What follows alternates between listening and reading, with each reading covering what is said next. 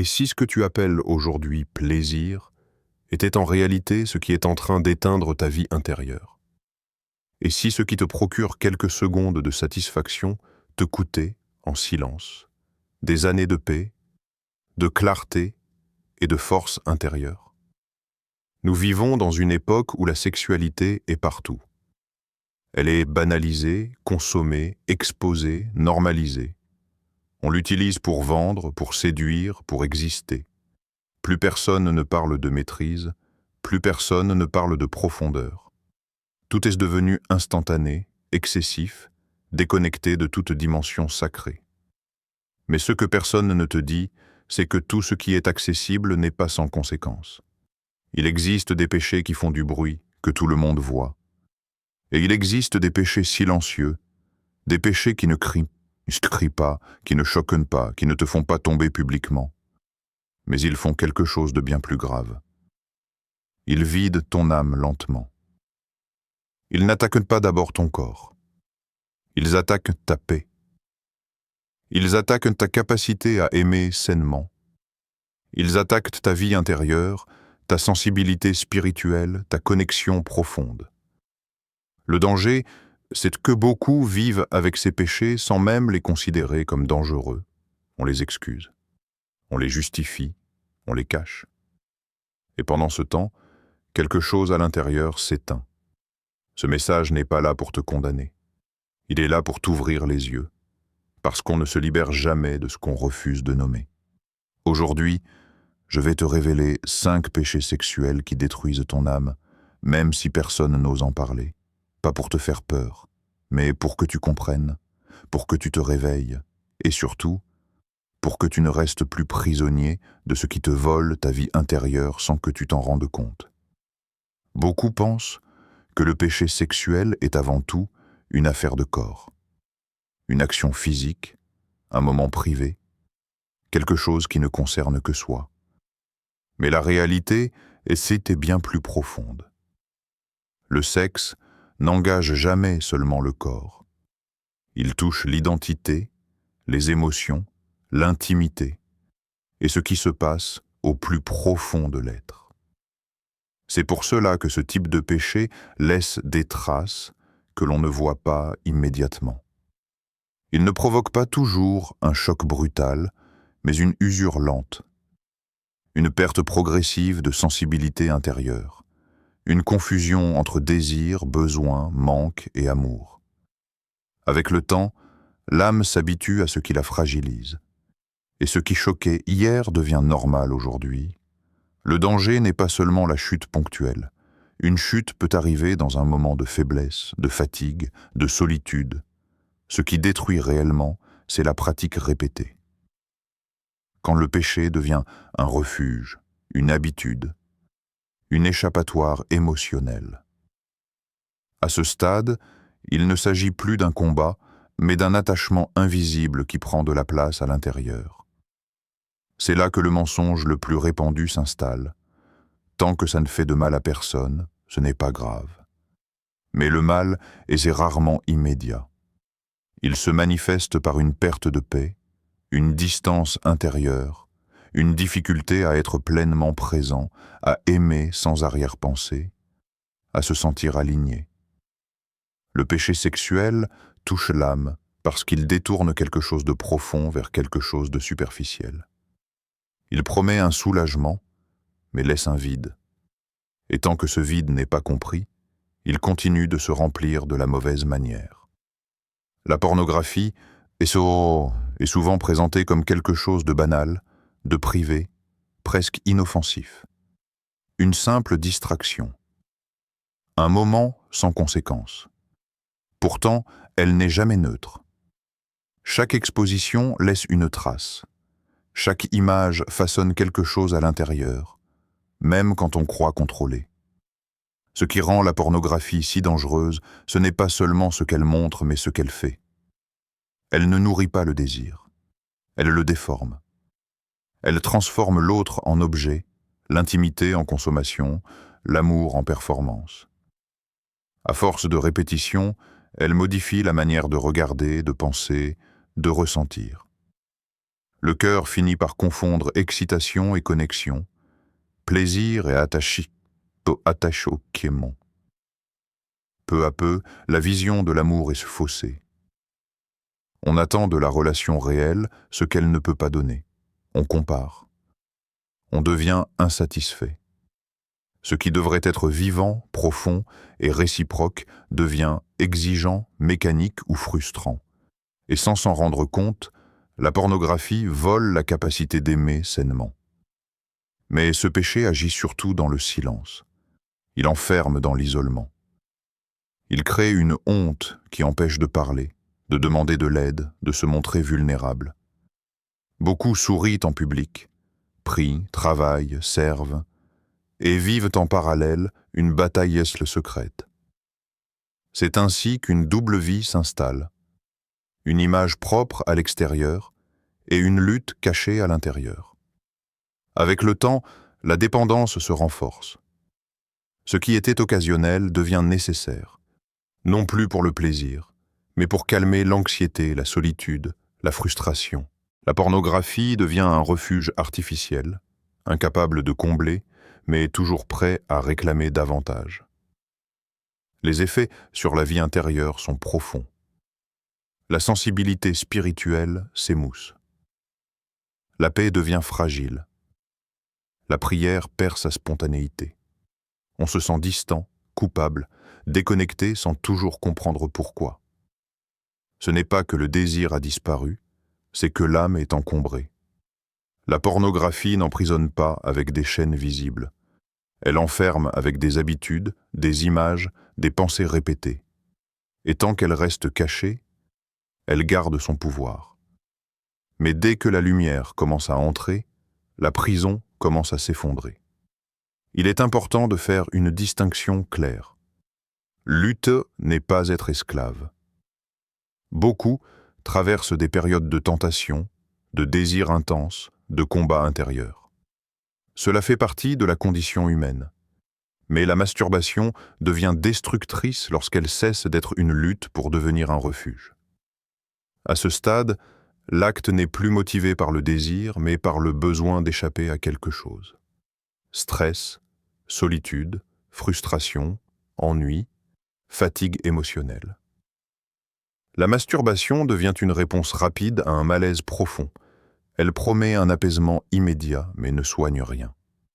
Elle anesthésie temporairement ce qui demande à être confronté. Un cycle s'installe alors. D'abord, la tension intérieure. Une pression qui monte, une agitation mentale, une sensation de manque. Puis vient l'acte, accompagné d'un soulagement bref. Pendant quelques instants, le calme revient. Mais il est vite remplacé par la culpabilité, la déception, parfois même le dégoût de soi. Et pour faire taire ces émotions, le cycle recommence. Tension, soulagement, culpabilité, répétition. C'est dans ce cycle que la maîtrise intérieure se perd. On ne choisit plus vraiment.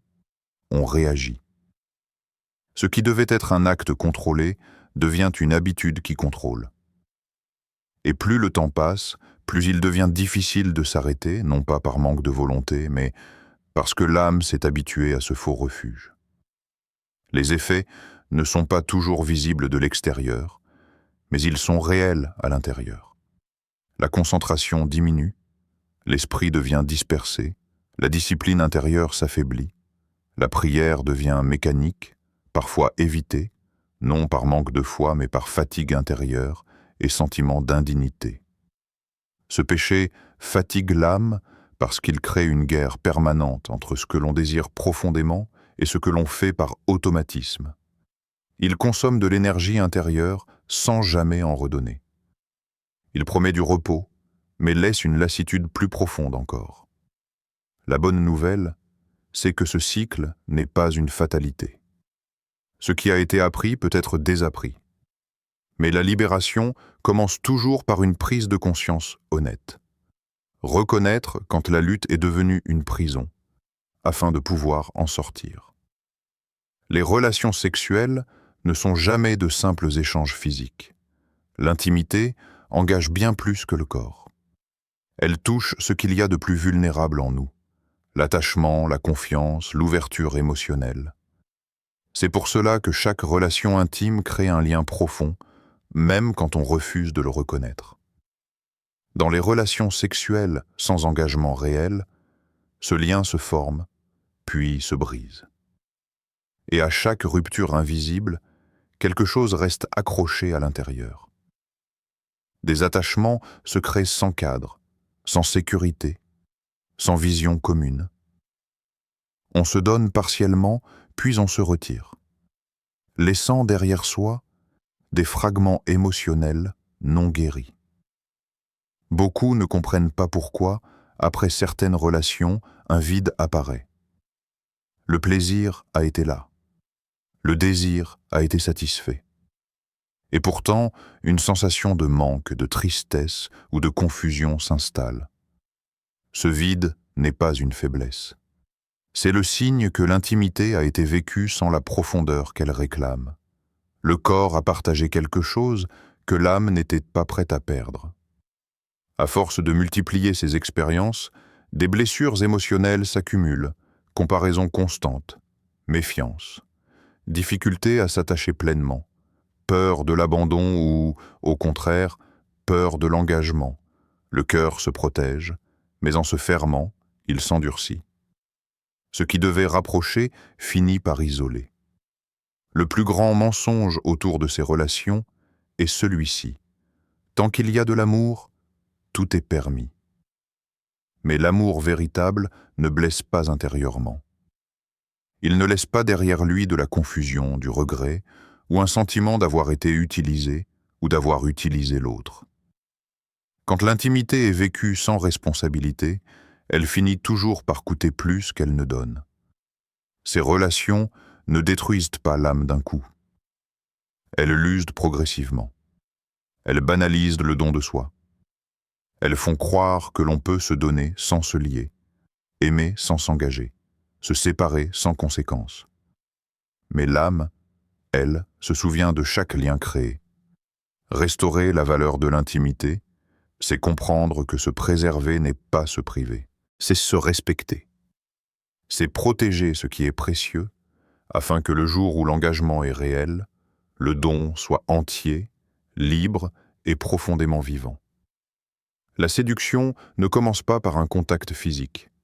Elle commence bien avant, dans l'intention, dans le regard, dans l'attitude. On peut séduire sans jamais toucher, sans jamais franchir une limite visible, et pourtant provoquer intérieurement bien plus que certains gestes. Séduire volontairement, c'est chercher à éveiller le désir chez l'autre sans intention de construire. C'est jouer avec l'attraction, susciter l'envie, créer une tension, puis se retirer. Ce jeu peut sembler innocent, flatteur, parfois même valorisant, mais il laisse toujours une trace. Celui qui séduit nourrit son ego. Celui qui est séduit repart souvent avec de la confusion. Aujourd'hui, ce péché est souvent déguisé. Il se cache derrière des regards appuyés, des attitudes calculées, des paroles ambiguës. Il se manifeste puissamment à travers les réseaux sociaux. Photos suggestives, messages à double sens, recherche constante de réactions, de commentaires, de validation. Chaque attention reçue devient une preuve de valeur, un moyen d'exister. Derrière cette provocation volontaire se cache souvent un manque plus profond, le besoin d'être désiré, reconnu, admiré. La séduction devient alors une forme de pouvoir. Le pouvoir de plaire, le pouvoir d'attirer, le pouvoir d'influencer l'autre sans jamais s'engager réellement. Mais ce pouvoir est fragile, car il dépend du regard extérieur. Ce type de péché abîme l'âme parce qu'il détourne l'intimité de son sens. Il transforme la relation en jeu et l'autre en miroir. On ne cherche plus à aimer, mais à être validé. Et à force de provoquer sans construire, le cœur se vide de sa capacité à établir des liens profonds et sincères. C'est pour cela que l'intention compte autant que l'acte. On peut respecter des limites visibles tout en franchissant des limites intérieures. Le cœur sait très bien quand il provoque, quand il manipule, quand il attire pour se nourrir plutôt que pour donner. La responsabilité du cœur commence là, reconnaître quand nos attitudes nourrissent le désir de l'autre sans amour réel. Parce que ce que l'on sème intérieurement finit toujours par produire des conséquences, visibles ou invisibles. Les fantasmes sexuels répétés sont souvent considérés comme inoffensifs, parce qu'ils se déroulent dans le secret de la pensée. Aucun geste, aucune preuve visible. Pourtant, ce qui se nourrit dans l'imagination finit toujours par influencer le cœur et les choix. L'esprit ne fait pas toujours la différence entre ce qui est vécu et ce qui est intensément imaginé. Nourrir des scénarios intérieurs, c'est permettre à des images, des dialogues et des situations irréelles de s'installer durablement dans la pensée. Avec le temps, ces scénarios deviennent des refuges mentaux. On s'y évade pour ressentir ce que la réalité ne procure pas. Excitation, contrôle, reconnaissance, intensité. Mais cette évasion a un prix. Peu à peu, la comparaison s'installe. La réalité paraît fade. Les relations réelles semblent imparfaites, lentes, exigeantes. On commence à comparer les personnes, les situations, les émotions avec ce qui se passe dans l'imagination. Et comme l'imaginaire est toujours idéalisé, la réalité perd de sa valeur. Cette comparaison permanente crée une insatisfaction profonde. Rien ne suffit vraiment. Même ce qui devrait être beau, simple ou authentique devient frustrant. L'âme s'habitue à une stimulation irréaliste et réclame toujours plus, sans jamais être rassasiée. Ce qui devait être un espace intérieur libre devient une source de tension constante. C'est ainsi que la captivité mentale s'installe. Les pensées reviennent automatiquement. Elles s'imposent. Elles occupent l'esprit à des moments inattendus. L'énergie intérieure est absorbée par des images répétitives, laissant peu de place à la paix, à la clarté, à la présence réelle. L'imagination non maîtrisée fatigue l'âme parce qu'elle l'attire dans deux directions opposées. D'un côté, le désir d'une vie intérieure alignée, paisible, cohérente. De l'autre, une vie mentale envahie par des scénarios qui fragmentent l'attention et dispersent l'être. Purifier la pensée ne consiste pas à lutter contre chaque image, mais à refuser de les nourrir. Ce à quoi on donne du temps prend de la place. Et ce à quoi on refuse l'accès finit par perdre son pouvoir. L'âme retrouve son repos lorsque l'esprit cesse d'être un terrain occupé par des images qui ne construisent rien. Lorsque ces péchés agissent en profondeur, leurs effets ne sont pas toujours visibles de l'extérieur.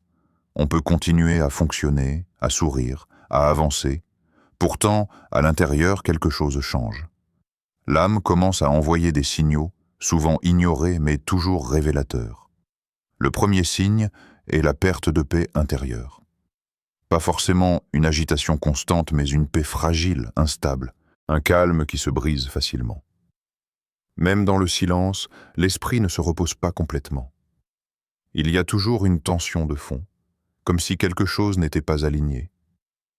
Vient ensuite une distance émotionnelle avec Dieu, pas nécessairement un rejet, mais une retenue. On croit encore, on prie encore, mais avec moins de spontanéité. La relation devient prudente, parfois distante, comme si une barrière invisible s'était installée. Non pas parce que Dieu s'est éloigné, mais parce que le cœur hésite à se rendre pleinement. La prière devient alors mécanique. Les mots sortent, mais le cœur peine à suivre. Ce qui était naturel devient un devoir. On prie par habitude, par discipline, mais sans cette profondeur intérieure qui donne vie à la relation spirituelle.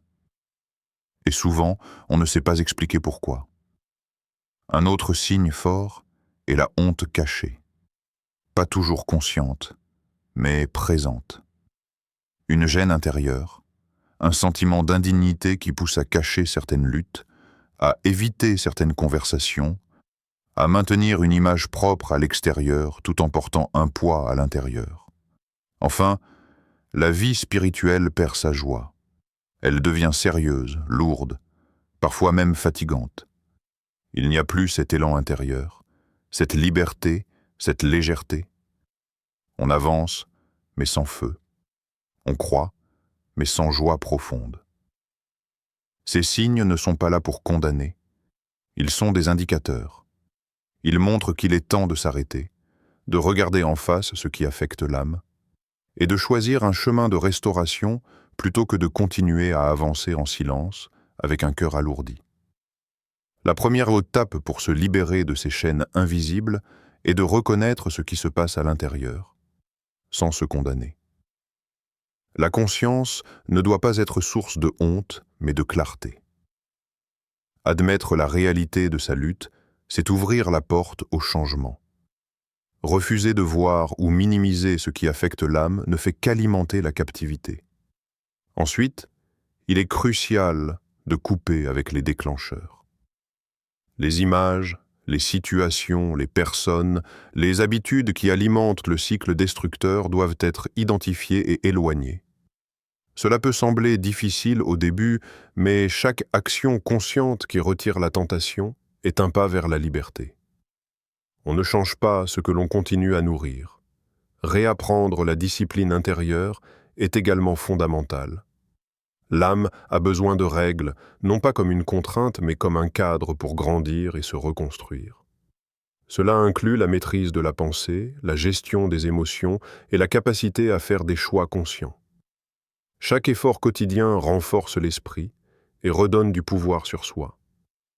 S'entourer des bonnes personnes joue un rôle essentiel dans la restauration. Ceux qui encouragent, qui comprennent sans juger, qui montrent l'exemple et qui apportent soutien et responsabilité permettent de briser l'isolement. La libération ne se fait jamais complètement dans le silence. Le partage conscient et la guidance transforment la lutte en force. Enfin, reconstruire son identité est le but ultime. Ces péchés ont souvent créé une fausse image de soi, fragmentée ou dépendante des stimulations extérieures. Reprendre possession de son âme, se redéfinir par des choix sains, renouer avec la paix intérieure et retrouver la valeur de sa propre vie sont des étapes indispensables. La liberté n'est pas seulement l'absence de péché, mais la reconstruction d'un cœur qui sait aimer, choisir et se tenir debout, pleinement vivant. La route est progressive, mais chaque action consciente, chaque décision de s'élever au-dessus de l'habitude, chaque effort pour protéger l'âme rapproche de la restauration complète. L'espoir existe. La paix est possible. Et l'âme peut enfin respirer, libre de ce qui la retenait captive. Nous avons parcouru un chemin difficile mais nécessaire.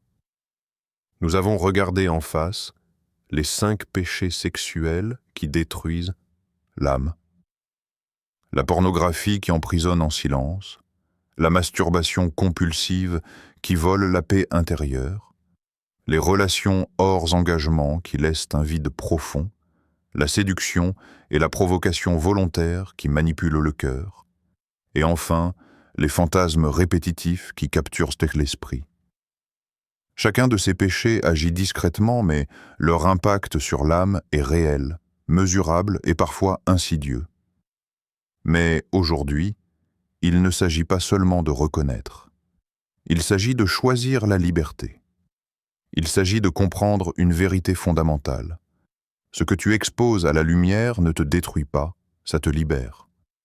Exposer ces luttes, c'est refuser que l'ombre continue de dicter la vie intérieure.